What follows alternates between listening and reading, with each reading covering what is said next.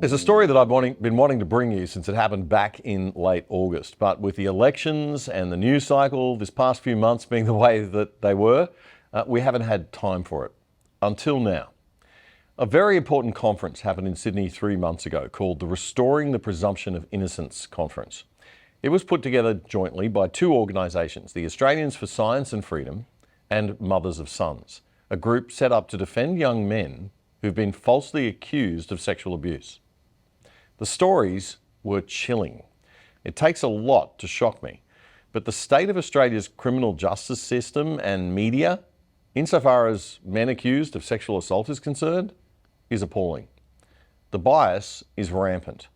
Men are assumed guilty until proven innocent in the court of public opinion and often in the courts of law, implicitly, if not explicitly.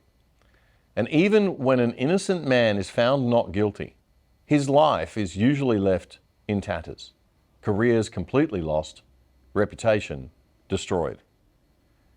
Even if there are a few feminists watching this who are so sexist that they're thinking, well, I don't care what happens to innocent men, so long as we jail the guilty ones. Even if you're so far down the radical third wave feminist rabbit hole that you still think there's no problem here because you have an ingrained misandry, a disdain for men that makes you think, well, too bad then. Well, maybe you might care a little bit about the impact on the women around these men, because that's what we're going to focus on now. Craig McLachlan was a very popular Australian actor with a hit TV show on the ABC, a hit musical, and other ventures. When in January 2018, a joint investigation by the left-wing Australian media, the Sydney Morning Herald, The Age and the ABC, right at the peak of the Me Too movement, reported that McLachlan had been accused of sexual harassment by 3 actresses from the 2014 Australian production of The Rocky Horror Show, the stage show. Something seemed not quite right about all this. The actresses involved had all failed to win their parts back in a new 2018 season of the show. And Rocky Horror is a notoriously sexualised play about sexual promiscuity. It's hardly the sort of show where you'd expect the Sydney theatre scene people to be on their most holy behaviour. Now, I fully acknowledge what chaste, non-sexual, demure, virginal types the men and women of Sydney's artistic community are. But still, this was Rocky Horror. Anyway, McLachlan responded at the time by saying that, quote, frankly, they seem to be simple inventions, perhaps made for financial reasons, perhaps to gain notoriety. In either event, they are, to the best of my knowledge, utterly and entirely false. But like so many falsely accused men, in shock initially and in complete disbelief, McLachlan probably failed to grasp that the damage was already done. He left the 2018 production of The Rocky Horror Show, and the Victorian Police announced that they were going to investigate complaints from 2 of the women. Producers of the Dr. Blake Mysteries, the ABC hit show starring McLachlan, for which he'd won a Logie, announced that production would be temporarily suspended, and the next April, it was announced that McLachlan would not be returning to the series. It wasn't until almost 2 years had passed that McLachlan finally got his day in court. They used to say that justice delayed is justice denied. Not in the Australian legal system. We don't give a rat's how long it takes for an accused person to have their day in court and clear their name. Another full year passed for the hearing to be conducted, and finally the trial ended on the 15th of December 2020 with McLachlan acquitted on all charges. Here's how Sky News Australia reported that at the time. I think she's going to give me a smooch. I am. The award-winning actor has been found not guilty after being accused of indecently assaulting 4 women during the Melbourne production of the Rocky Horror Show. We've maintained a dignified and respectful silence for the past almost 3 years and put our trust in the law. And here we are today. 13 charges were brought against the actor by 4 female co-stars, but the prosecution has failed to prove the allegations beyond a reasonable doubt. The 55-year-old maintained his innocence throughout the hearing, which began last year. The following May 2021, Channel 7 Spotlight program claimed that the ABC had literally tried to put words in the mouths of McLachlan's accusers when it interviewed them for the original accusation story back in 2018. ABC journalists were shown off camera to be appearing to coach the accusers by offering specific words to them like predatory and power imbalance for them to insert into the answers that they were giving. Now, of course, we all know that the ABC has been guilty of fiddling with stuff, especially lately with the new accusations this year about them adding extra gunfire shots and sound effects to a story to make our SAS soldiers look bad deliberately. When will it stop, and when will there be some accountability? Anyway, here's how Channel 7's Spotlight show in 2021 covered the ABC's manipulation of the McLachlan accusers' interviews back in 2018. Looking for a sharp, short, you said this is predatory behaviour, it wasn't a one-off, and when we all shared our stories, we realised how calculated it was. I don't think we should be putting words into her mouth to that extent. That I wrote down. So essentially, what's of most concern is the power imbalance in this situation. So I think what has inhibited our action previously and what's concerned us the most now is his... No, it's not. Hang on like that there, we can hear them. Okay. We're good? Move on. What is it that stops women from complaining in these circumstances, do you think? I think in our case, it's their star power, it's their influence that makes us fearful, makes us feel as though our voices won't be heard. Short enough? With that? Too short? No. Maybe even just something like, he's a big star, he has clout. We wouldn't be listened to, or we didn't think we'd be listened to. Okay. Okay. I guess we all felt that his star power and his influence was more valuable and more important than us. Perfect. Perfect, she says at the end there. That's the producer. Even the journalist, even the reporter doing the interview said to the producer, I don't think we should be putting words in her mouth. And the producer said, no, that's what I've written down. She said that before. Okay. Sorry, that is not journalism. That is obscenely manipulative propaganda. Anyway, remember what the Me Too movement taught us. Believe all women all the time. If you don't do that, you are a rape apologist. But as I said, we're not going to focus on Craig. The Restoring the Presumption of Innocence conference, organised by Australians for Science and Freedom in August this year, began with Craig's partner of 15 years, the famed Australian opera conductor Vanessa Scannell, telling the story of how their family has managed this horrific ordeal since 2018. In early October 2017, my partner and I were walking along a Sydney street when a good friend and colleague ran out of a cafe to greet us. 4 years earlier, my partner and this friend had performed together in a professional production of an iconic music theatre stage show. She hugged us, held our hands, and told us both how much she had loved working with my partner on a TV series over the past 2 years, a series which had just finished airing. She gushed, "It was the best time of my life." Only months before, she had sent my other half a photo of herself sitting on a toilet with her red underpants pulled down around her knees as part of a joke. I had also received a text message from her around that time. Oh, Ness, we were out of control together, not going to lie. We laughed and laughed. Hope you're wonderful, can't wait to see you soon. Kiss, kiss, kiss, love, love, love. She left us on the street with more hugs and with a promise to meet up for dinner. 8 weeks later, on January the 8th, 2018, a story broke that decimated the life I once knew.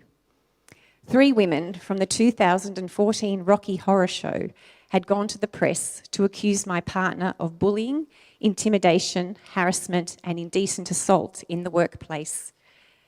Our friend was one of the 3 women. My name is Vanessa Scannell and my partner's name is Craig McLachlan. Today, I ask you to listen to me too as I share my experience of what happened in the wake of that fateful day. Vanessa went on to point out that most of us would be hearing her story for the first time because stories of accusation get lots of media coverage, stories of exoneration not so much.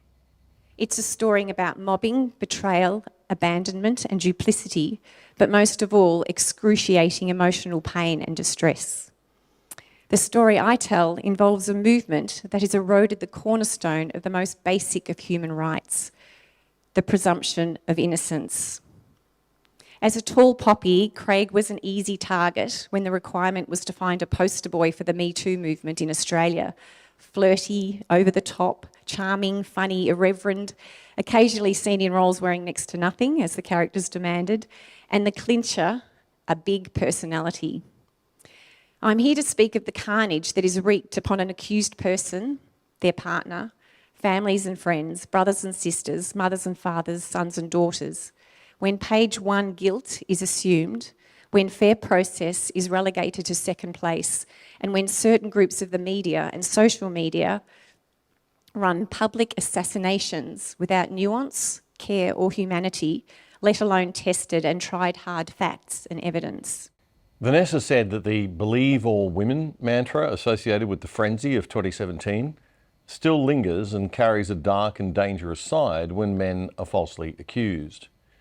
She admits that accusations of this kind are often complex, but they can also be used to promote fear and cause irreparable damage.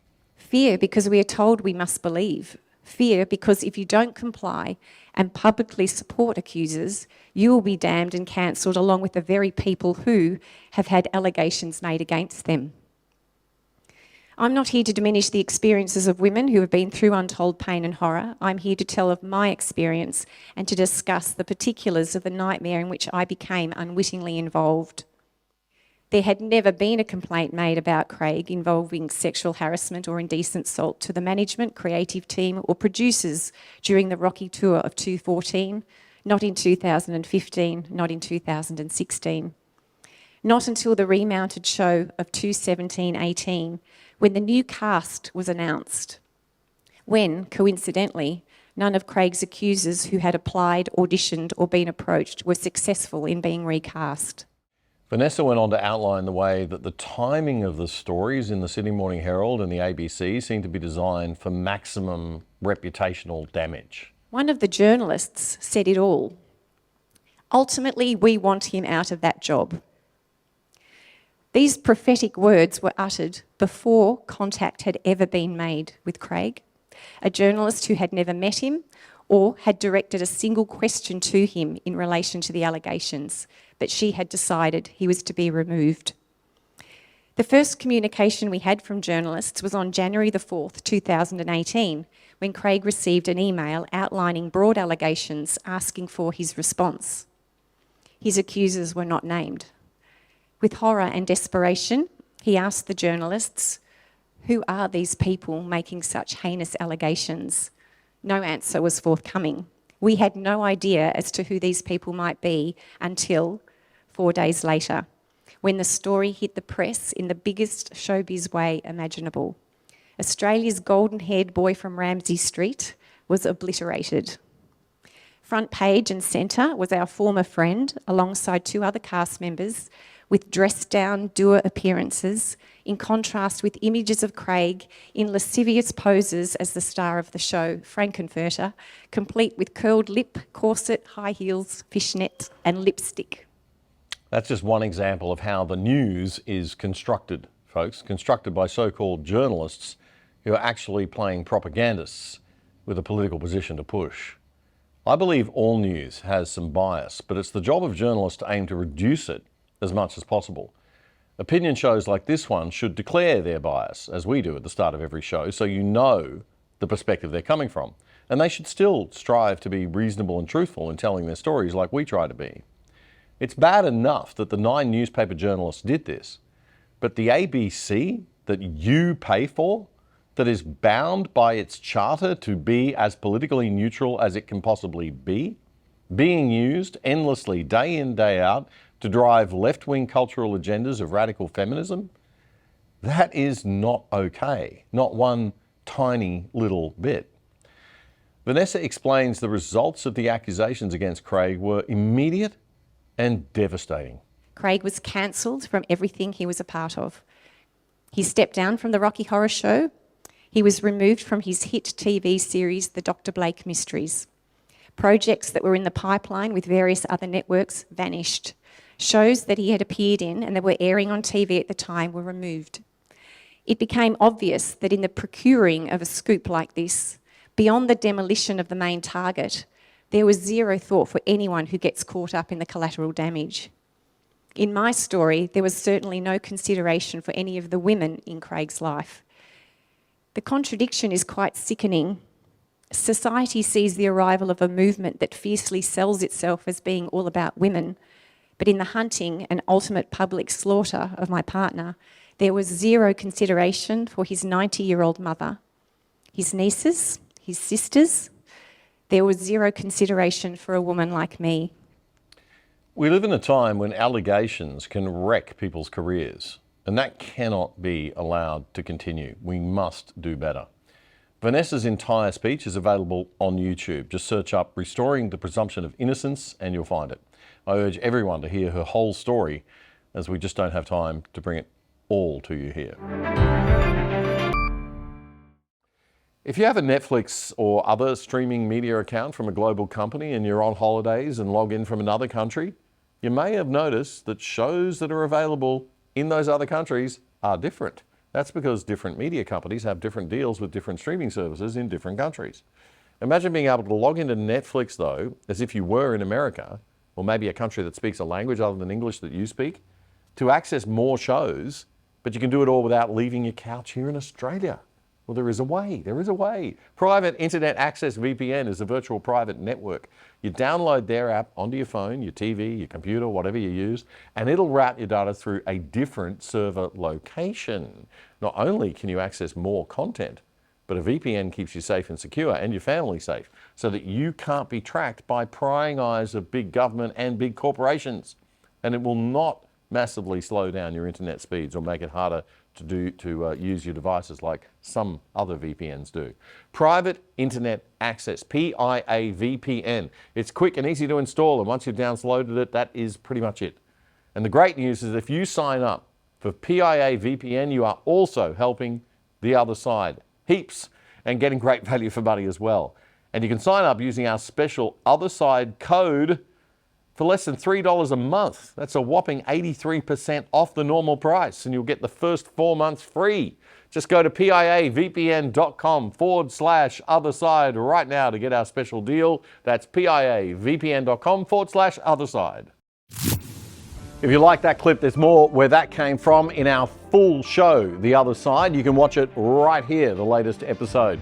And please subscribe to our channel by pressing the subscribe button right here or down here. And remember to click that notification bell too. It all helps. Join us and become part of The Other Side.